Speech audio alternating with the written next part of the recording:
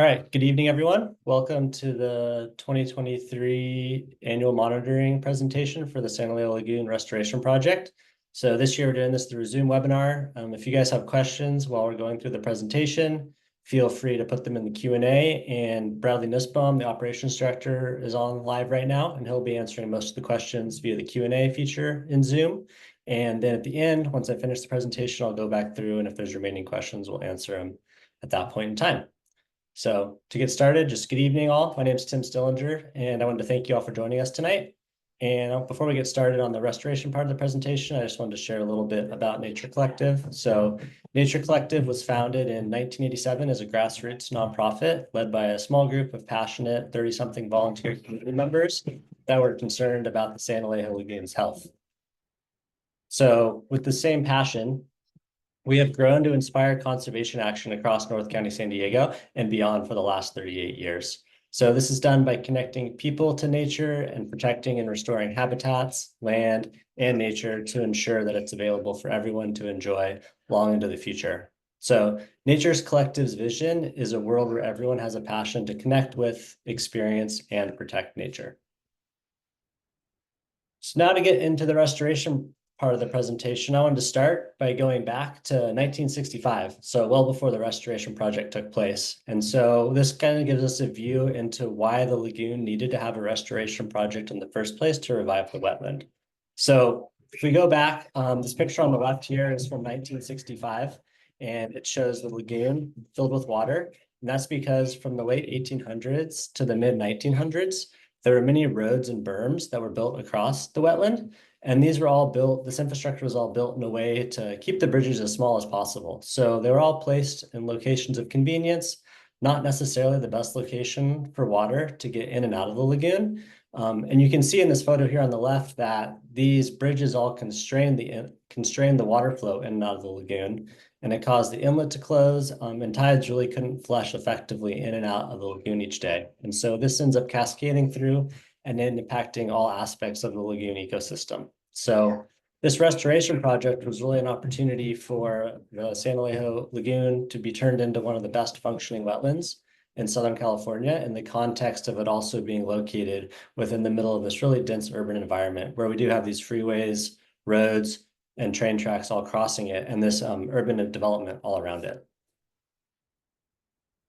So to give an overview of what we'll be talking about tonight for what we did for this restoration project, first going to go through the purpose of the project, going to go over the timeline, both from going through the construction and now the monitoring phase, and then to give an overview to the audience on what the process was to actually go through with accomplishing this restoration. And after I've given that background information, I'll go through with providing the report on the annual monitoring from the 2023 monitoring year. So the main purpose of the restoration project was to both enhance and restore the physical and biological functions of the San Elijo Lagoon. And this image here really showcases the key tool that was used to implement this restoration, and that was to both widen and deepen the channels inside of the lagoon. So one of the main components that was done was the tidal flow was increased by about 4 times what it was prior to the project to let that water go in and out each day. And so a lot of effort was put into both widening and deepening these channels, which made the physical function of the lagoon better by letting those tides come in and out each day. And that enabled all of the biological functions to then thrive within the wetland. So when we look at the timeline for the restoration project, so there were a few major periods that we talk about when we talk about the restoration project in San Elijo. So the first was a pre-construction baseline monitoring period that's really important in the context of the 2023 monitoring results that we'll go over today. And so that pre-construction baseline period was a bunch of monitoring effort that was done in the San Elijo Lagoon between June of 2016 and November of 2017. And so this was when we monitored and measured a bunch of ecosystem functions within the lagoon to get a baseline understanding of how the lagoon was functioning prior to implementing construction efforts in the wetland. This is because the San Elijo Lagoon was already a highly functioning wetland before the restoration. And so as you'll see later in the presentation, we both wanted to restore and enhance the lagoon while not causing any negative impacts to existing positive functions within the wetland. The next portion of the construction period that we talk about is the construction period. And so this was from December 2017 through to July of 2020. And this was the multi-year period where the construction efforts were actually going on within the wetland, where they were widening and deepening the channels, they were planting a lot of vegetation, and doing all of the actual moving around of the material in the lagoon to implement the restoration project, while the widening of the I-5 freeway was going on. You can then see after this construction period, there's a small blue period here in the graph that we call the plant establishment period. And so this was a period at the very end of construction that was separate from construction from June of 2020 to July of 2021. And this period was where a bunch of plants were planted, but we had to make sure those plants actually took off and grew within the wetland. And so there was another monitoring effort that happened at the very end of that period to make sure that all of the plants that have been planted in the lagoon took off and were growing as expected for the project. Overlapping with that period and continuing in today, where we are here, is the post-construction monitoring period. And so for this period, there's 50 years of monitoring associated with the project. Further on in the presentation, I'll go into details on where we are within that. But for today's presentation, we're going to be focusing on the year 2023, the annual monitoring report that was generated for that monitoring year, which represents the year 3 performance standards for the San Elijo Lagoon Restoration Project. So to move on now to the restoration process, I'm going to go through how the lagoon was actually restored. And so, as I mentioned before, the main attribute that was changed within the lagoon was the widening and deepening of the channels within the lagoon. And in order to accomplish that, a lot of lagoon material had to be moved out of those channels. In order to do that in a cost-effective and environmentally friendly way, the approach that was determined to be taken was that they created a large overdredge pit within the lagoon. So this picture you can see here on the left, where they scraped away the top 4 to 5 feet of lagoon sediments, below which, when you dig down for the next about 200 feet, is beach quality sand. And they pumped this 12-acre hole in the lagoon where they took that beach quality sand out of the lagoon. They put that material on the beach, and then that was a pit they could use to then move all the material from the lagoon channels, put it inside of that hole within the lagoon, and then cover that back with the lagoon sediments on top. So this just shows the sand replenishment portion of that effort, where we got this high quality, beach quality sand out of the lagoon to then put on the beach, where it was reused beneficially, both as like a foundation for the Cardiff Living Shoreline project, and then placed in a few other spots in Cardiff and Solana Beach. Because of the fact that we were also placing sand on the beach, the project also had some monitoring associated with that. So there was a 5-year marine monitoring effort. So when we look here, this shows the full context of what was done during the San Elijo Lagoon Restoration Project. So the yellow outline within the lagoon is the extent of construction efforts that occurred for the restoration of San Elijo Lagoon. Critical to see here is that you'll actually notice that most of the San Elijo Lagoon is actually outside of the boundary of the restoration project.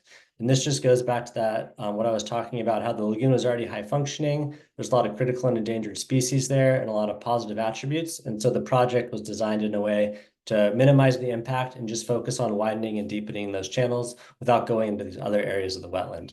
And then over here on the left, you can see the light yellow bars on the beach are those locations where we place the beach quality sand from the lagoon out onto the beach. And the big orange box off the coast represents the area where the 5 years of marine monitoring were conducted. So for the marine monitoring, that actually ended last year, and we submitted the final report to the agencies, and we're in the process of receiving feedback from them at this point in time. Another aspect of the monitoring we did for that beach and marine monitoring portion of the project was monitoring the recreational resources off the coast of Encinitas and Solana Beach. So this area has a host of recreational opportunities for the local populations and for visitors alike. And one thing that was really important and put into the coastal development permit was that this project would have no negative impacts on the surfing resources. And so as a part of that, there was a study conducted where there was mapping of 10 waves off the coast of the wetland for 3 years, 1 year before sand was placed on the beach, 2 years after sand was placed on the beach. And those waves were monitored to see if there were any impacts from the sand. And the outcome of that report was that there were no negative impacts to the surfing resources from the beach quality sand that was placed on the beach as a result of the restoration project. This just highlights additional monitoring that was done as part of the marine monitoring plan, showing that we were really careful to monitor both the type of habitat that was off the coast before and after putting the sand on the beach and the quality of that habitat.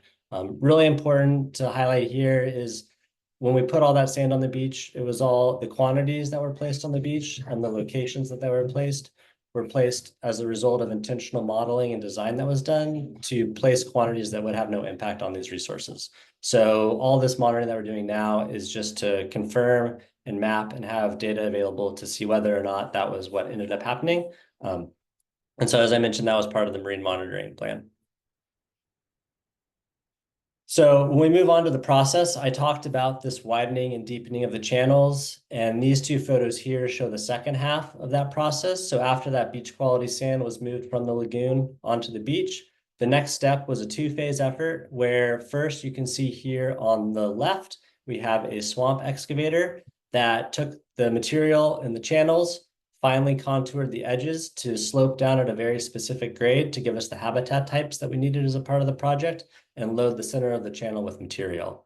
Picture on the right then shows the second phase of this effort, where we have a large dredge that is now going through, sucking up all this material from the middle of the channel and moving it into that overdredge pit.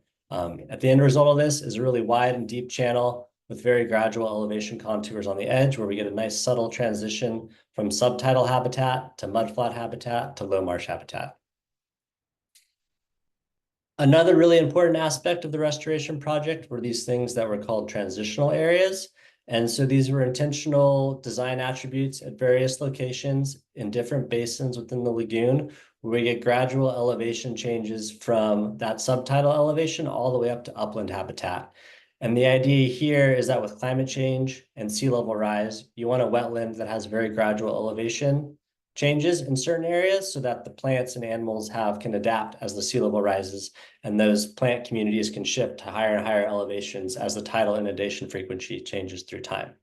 Because this project was designed to be resilient to 50 years of climate change, these are a really critical feature of the project, where they were planted with upland habitat communities at the start of the restoration, with the expectation that over time, you'll slowly get transitions of those plant communities and the animals that utilize them through the next 50 years of the lagoon. Another critical aspect of this was replanting and revegetation, which I'll go into when I go over the monitoring results. And so this was after we had recontoured areas of the lagoon to these new elevations, where they would now be available to grow plants in these new habitat types. There was a mix of some of those areas were left untouched, with the expectation that the natural vegetation around would encroach and grow into those areas. And other areas, like you can see over here on the right, were wide expanses of a new habitat type, where we actually went in and planted native plants. So the picture here on the right is in the East Basin, where we created a large low marsh habitat area for the endangered ridgeway rail. And we actually transplanted and planted cordgrass from a cordgrass nursery that we had on site during the restoration project.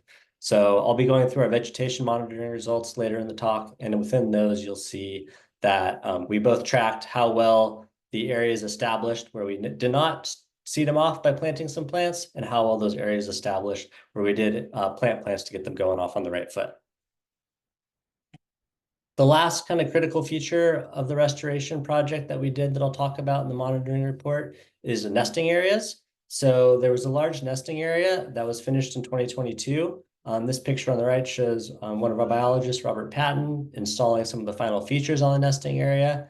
And this large nesting area was designed to be a nesting site for both California least terns and western snowy plovers. So it's a fully fenced nest site.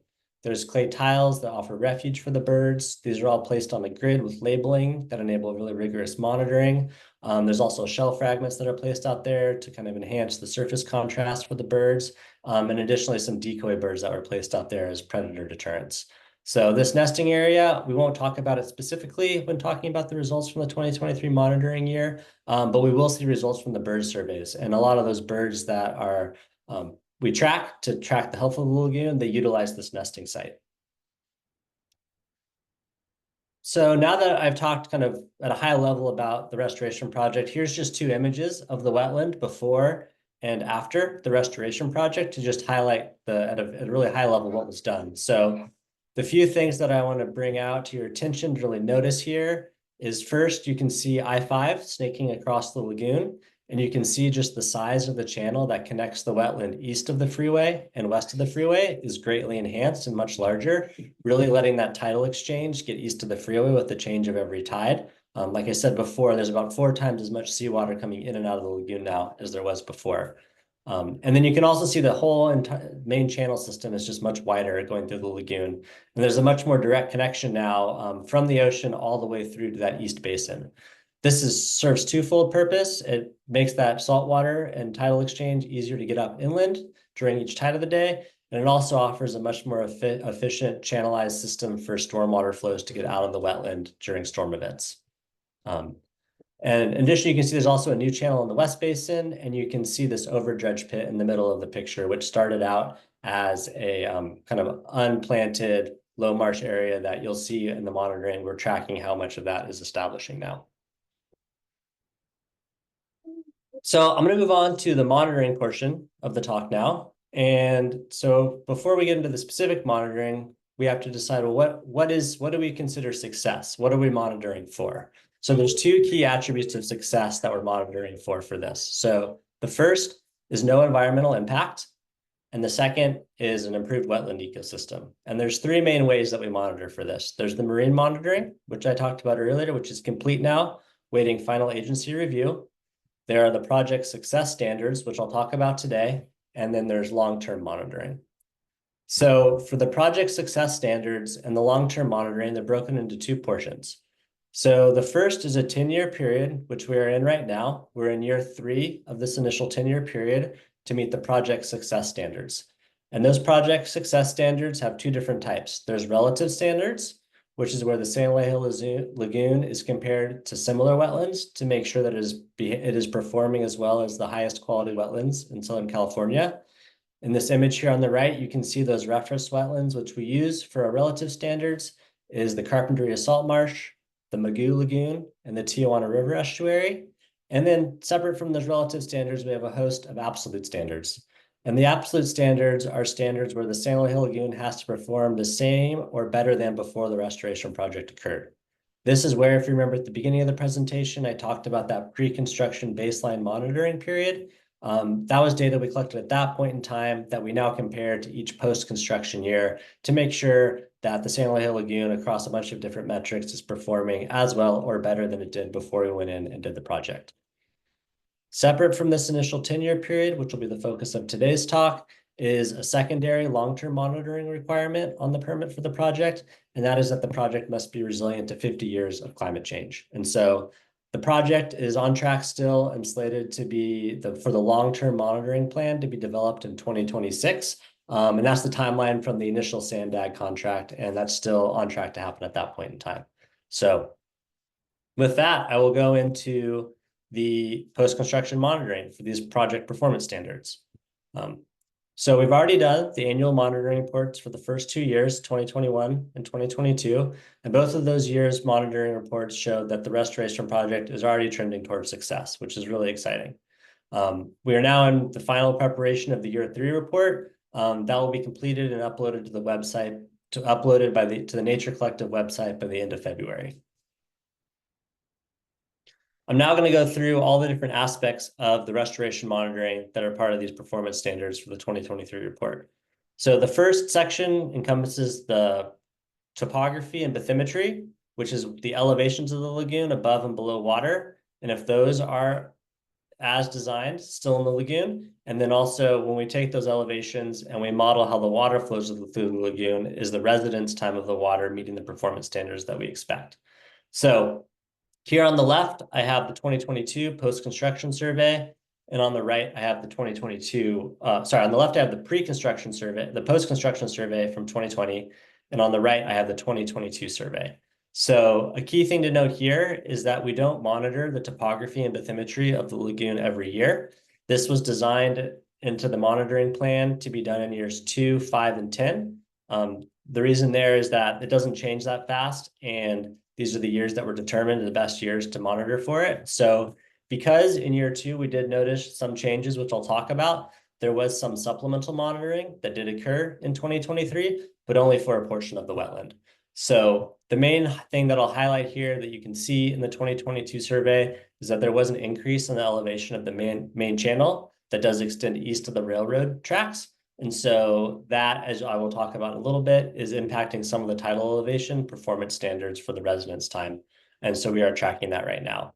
So this is where we have our residence time performance standard. And when we look at this, we can see that right now, the map on the top shows those elevations as mapped in the lagoon used for the tidal model. The black dots show all the locations in the lagoon that we model for the residence time. Residence time is about an average how long water stays at that location before it's replaced by new water that comes in from the ocean. And so you can see at the table below that our targets for residence time to meet the performance standards for the monitoring period is that the average residence time is less than 7 days in the Central Basin and less than 9 days in the East Basin. And we can see in the final two columns, we have the 2023 average residence times are above these thresholds in both basins. So we have an average residence time of around 15 days in the Central Basin and 27 days in the East Basin. And so this performance standard was not met because we didn't meet it in all basins. We can see when looking at an aerial view between 2020 and 2023, one of the main reasons why we believe this residence time standard hasn't been met right now. That's because we had a really big storm season that year. There were additional beach replenishment projects that happened up coast from the San Elijo Lagoon. And there was an anomalous large flux of sand that came into the inlet, into the lagoon mouth, and deposited in the channel, extending far enough into the lagoon that it actually deposited in a location where we couldn't use our typical means and methods to excavate it and dredge out the channel. So I'll come back to this at the end of the report, and I'll give you an update on where we're at in 2025, where we now have a plan to actually dredge all of this material out and reopen the inlet. This is the last image I'll show here, where we can see when we're looking at this bathymetry in the main channel, and we look at the difference in elevation in the main channel relative to when construction was completed. If you look on the right, the areas of yellow and red are areas that are at higher elevations than when the project was completed. So these are those areas where we've seen that shoaling and accumulation of sediments that will be dredged out via the dredge in a few months that I'll talk about at the end of the presentation. So to tee off that, we just talked about residence time, where we aren't meeting the performance standard, but another separate performance standard is water quality. And so this is another interesting aspect of when we monitor the whole system, where we have a standard to look at, okay, how is San Elijo Lagoon performing relative to other wetlands in terms of the water quality within the lagoon? And so what we measure for the water quality performance standard is dissolved oxygen. And so on the left, we can see Bradley out servicing one of the data songs in the middle of a channel. And on the right, we can see a typical graph of what the water quality measurements look like. The key things to note is we track two things. We track how long we are below that red line, which is the hypoxic threshold. So if water quality, the dissolved oxygen is lower than 3 milligrams per liter, then that is an indication of poor water quality. So we track how long we're below that and then how often. So the duration of those events. So when I go down to our performance standard calculations for water quality, we can see that the mean hypoxic event duration, the running average from post-construction for San Elijo Lagoon, is not worse than the reference wetlands. So what we do here is to calculate the performance standard, we take a 4-year running average. So since we're only in year 3 of post-construction monitoring, our current running average is from 2021, 2022, and 2023. We take our continuous 5-minute water quality readings at various stations across the lagoon, and we calculate the mean duration of a hypoxic event. And for San Elijo Lagoon, it was 2.7 hours, whereas there were 2 reference wetlands where the mean duration for this running average period was longer. That was Tijuana Estuary and Carpinteria Salt Marsh.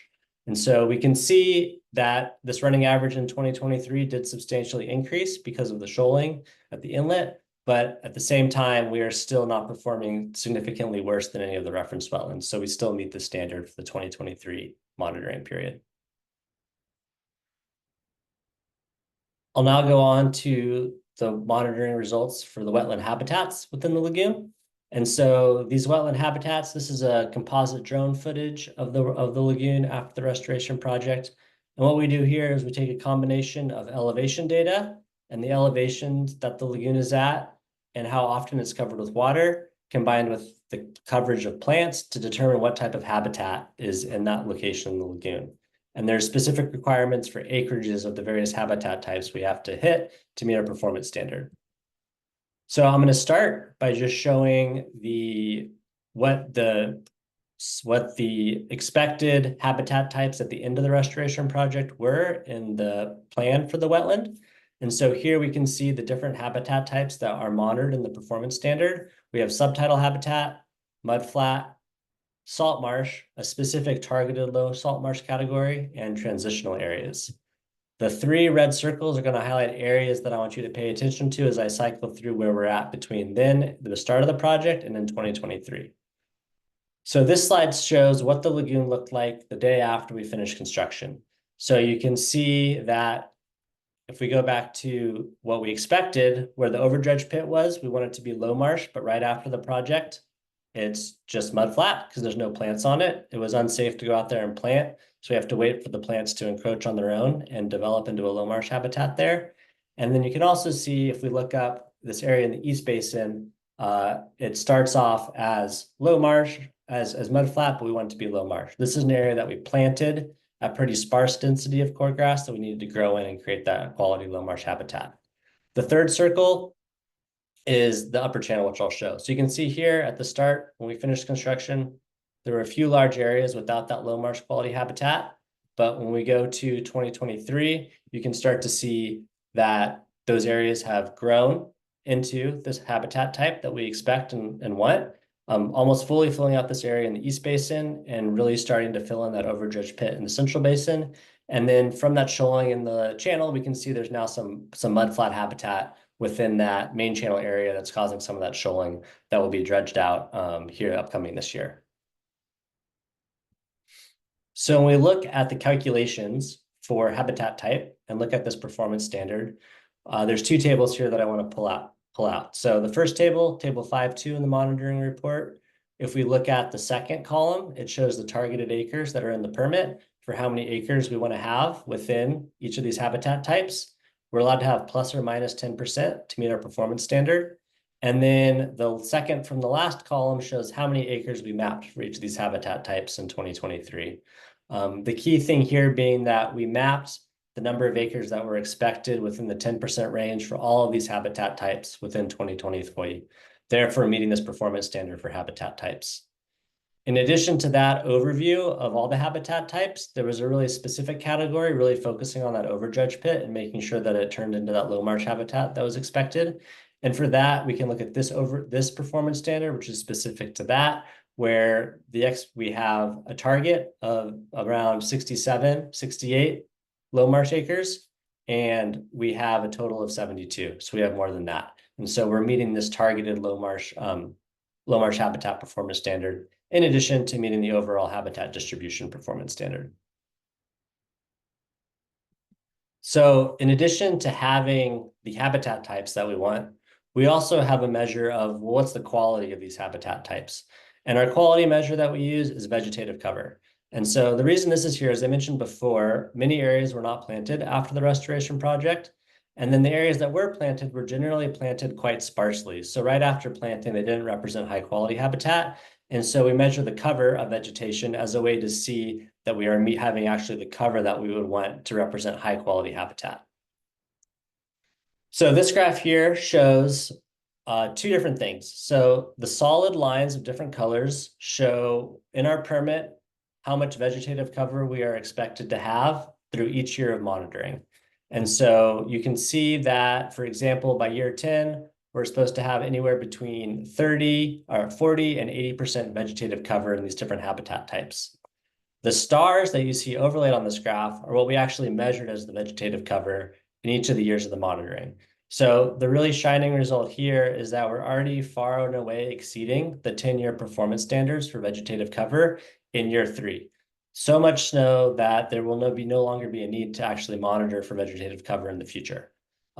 And the reason that this number can go above 100%, which might seem counterintuitive, is you can imagine there's if you're looking straight down on the ground, plants can overlap on each other, and you can actually have more than 100% cover of plant material over that area of land below it. So the big takeaway here was that despite the fact the inlet was closed quite a bit in 2023, the design and by moving all those high nutrient sediments out of the channels, the wetland has been establishing really well, and we're seeing really strong performance standard success here for these vegetative cover standards. I'm now going to go into a specific type of plant that we monitored very closely as a part of the restoration project. This is cordgrass, also known as spartina. This is the preferred habitat for the endangered ridgeway rail and a really critical plant that is measured as a relative standard. So we compare it to how much cordgrass is present in the reference wetlands as well. So when we go through and we look at the cordgrass measurements at the various reference wetlands, we can see that we are meeting our performance standard for cordgrass cover because the San Elijo Lagoon is not performing significantly worse than the worst performing reference wetland. And so for cordgrass, this is the Point Magoo Lagoon, where there actually is currently no cordgrass within that estuary. So the other two where we monitor it is in Tijuana River Estuary and the San Elijo Lagoon. And you can see that the cordgrass cover is pretty consistently flat through these 3 years of monitoring so far. The next category that we monitor is for both fish and invertebrates. And these are lumped together because we use the same metrics for both of these categories. So we measure both the density, so total quantity of fish and invertebrates that we see, and the diversity of those fish and invertebrates. So we're both interested in just, how many fish, how many birds do we monitor in the years that we do this monitoring? And then when we take those total sample sizes, okay, how diverse are those samples that we're collecting? Do we ever, with the goal being like both, abundant and diverse populations of fish and invertebrates within the wetland? So I'll start with the benthic invertebrate monitoring. And so this monitoring, similar to the topographic and bathymetric monitoring, is not carried out every single year at the beginning of the monitoring period because it takes a long time for benthic invertebrates to establish. The goal is that by year 10, we've had enough time for these communities to establish really well. So that's why you'll see in 2022, there was no data collected. And this occurs in every other year for the initial few years of monitoring. So we see two things here. We see what we would expect on the left, which is the benthic invertebrate density is lower than the reference wetlands right now in San Elijo. And that's because the main thing we did in the restoration project was dredge out these large channels. And so that really impacted the invertebrate population. So we expect them to be much lower density. But on the positive side, we can see when we look at the diversity of invertebrates that we have within the San Elijo Lagoon, that is really high, and we are meeting that side of the performance standard. So that is showing that we're not performing significantly worse than the worst performing reference wetland. And at the very end of the talk, I'll show you how we calculate for all these relative standards. We have an overarching success standard that we use to see whether or not we met them. And this invertebrate standard on the left that we didn't meet, we'll circle back to that there where we'll show in the context of the whole wetland how it's all performing. For the fish, we can see here that both in terms of fish density and fish species richness, the San Elijo Lagoon is not performing significantly worse than the worst performing reference wetland. And so while we see the finch density is similar to both Magoo Lagoon and Tijuana Estuary, the fish species richness in the San Elijo Lagoon is really high, similar to the Magoo Lagoon and the Carpinteria Salt Marsh. So for this relative performance standard, the San Elijo Lagoon is meeting the success criteria. I'm now going to go through to the various types of birds that are monitored as a part of the restoration monitoring. There's a few specific species of birds that are monitored very closely as kind of an overall view on those types of birds, either because they're endangered or protected, on how they're doing. And that gives us an insight into how the bird populations as a whole are doing within the wetland. So the first one is the ridgeways rail. And so for this one, we monitor the ridgeway rails and we are interested in two things. We're interested in both the abundance and the density of these birds. And so we take running averages over 4 years for this standard as well. And there's two things of note here. We have an interim performance standard and a final performance standard. And so on the graph on the left, you can see there's a quickly dashed blue line that's lower. that's our interim performance standard. And so we can see in 2023, we're meeting that interim performance standard for ridgeway rail abundance. And then on the right graph, we do our density estimates. And for the density estimates, we can see that we are meeting both the interim and the long-term standard for ridgeway rail density estimates. The next bird that we monitor is the California least tern and the western snowy plover. So looking at our abundance estimates for these two bird species, we can see that there is, for the least tern, we're meeting the interim performance standard. And for the western snowy plover, we're far and away exceeding even our baseline averages and the absolute performance standard. And so these snowy plovers, there's a lot of them in the lagoon, and we can see that they're really utilizing the site that we made in the nesting island. Whereas on the left side for the least terns, we can see there were actually no least terns observed in the lagoon during the 2023 monitoring season. And so that's why that running average has gone lower in 2023, but it's not at zero because we take a running average, including the data from 2021 and 2022. The next species that we monitor is the Belding savanna sparrow. And so when we look at the Belding savanna sparrow, and we look at the abundance estimates and the both the annual monitoring and the running average, we can see that two things. We are not meeting this performance standard yet. So the running average for Belding savanna sparrow abundance is not yet up at that even interim performance standard metric.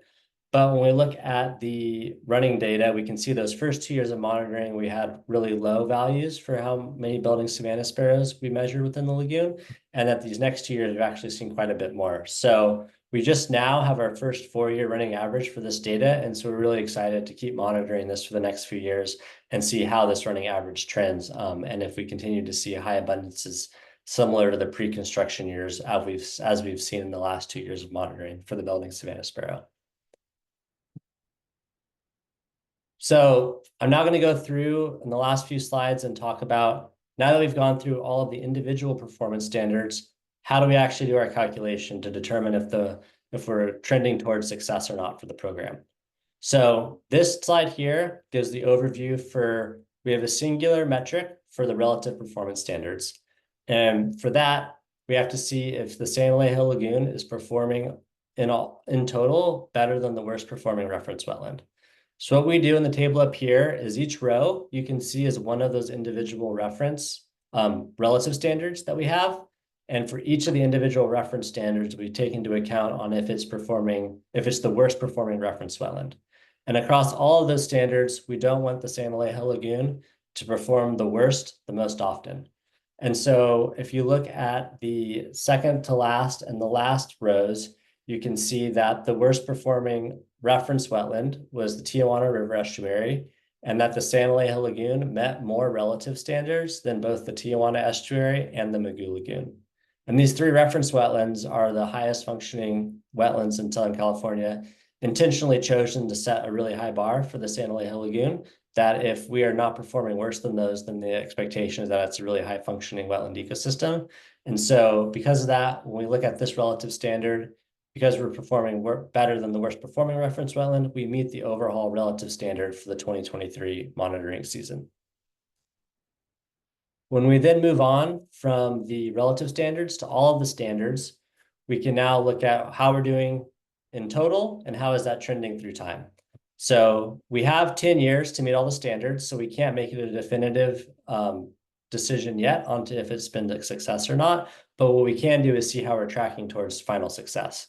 So the first row on the top shows those relative standards that I showed in the prior slide. So you can see in each year of monitoring so far, the San Elijo Lagoon has met the relative performance standards. And then we can see that there are 3 standards that we have not met in every year yet. 2 standards, really. There's the tidal elevation standard and the Belding savanna sparrow standard. Highlighted alongside that is the bathymetric standard. That's one that we're really keen to map closely in the next monitoring season to see how that's trending, to see if we're still meeting that. But right now, the 2 standards that we're tracking that we have not yet got performance on are that tidal elevation standard and that Belding savanna sparrow standard. But on the flip side of that, if we go over and look at the far right side on the final column, you can see there are 4 standards where we've actually already met our final success criteria for. So one of those is the western snowy plover. Another one is the vegetative cover.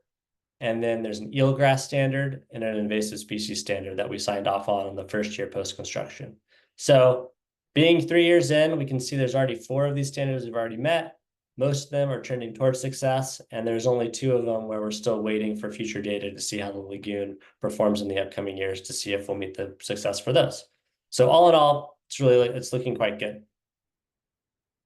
I'm now going to shift over and show some adaptive management slides and circle back to the one thing I brought up at the very beginning, which was we saw this shoaling occur within the inlet, and I'm going to give an update to the group on where we're at with re-dredging out the inlet. So as I first mentioned, one of the main goals of the project was to get more tidal flow in and out of the lagoon, and that's a goal that we did achieve.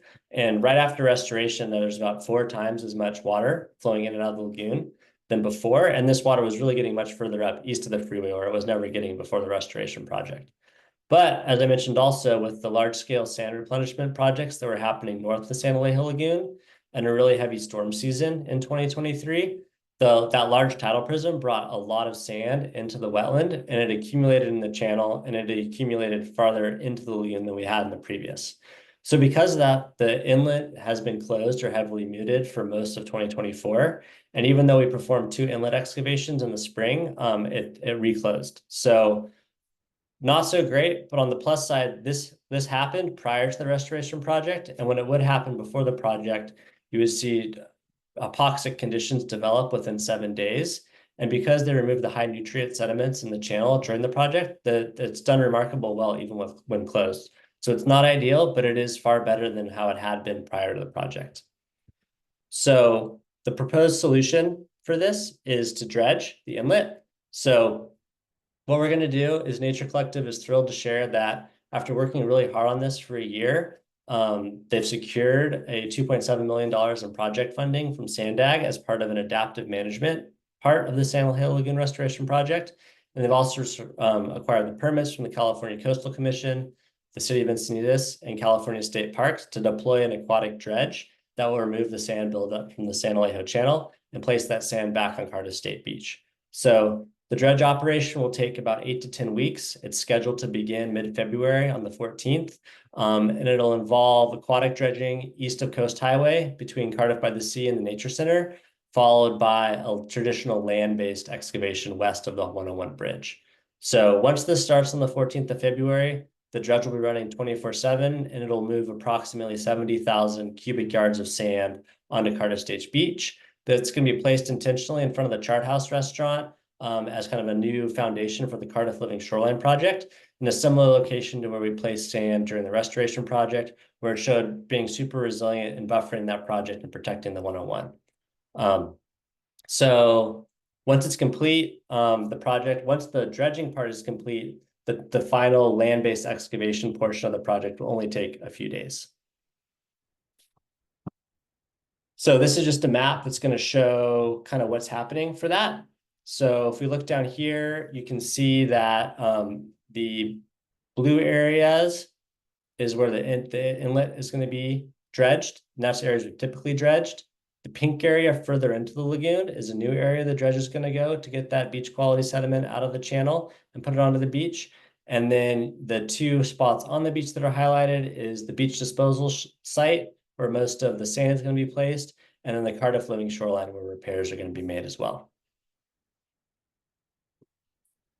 So with that, I wanted to thank everyone both for coming tonight to listen to the talk, and also thank all of the partners that helped with this project over the years. So partnerships are really are really key to the success of Nature Collective in achieving our mission and vision. And it really couldn't happen without hundreds of successful partnerships, including those federal, state, county, and city partnerships, especially the school districts and university partners as well, and also the tribal partners to Nature Collective. So we just want to thank the community, the nonprofit partners, and all the funding partners that have helped with this project and everything Nature Collective does. And for those that are here today, if you want to learn more about the project, I encourage you to visit the Nature Collective website. There's a section there, /projects, where all of the restoration project documentation is located, and where the 2023 monitoring report will be uploaded by the end of February. Please Please stay connected. If you go to naturecollective.org, you can see connections to all the socials there. And we invite you to visit the website, the social media pages. And with that, I just wanted to say thank you to everyone here, and I'll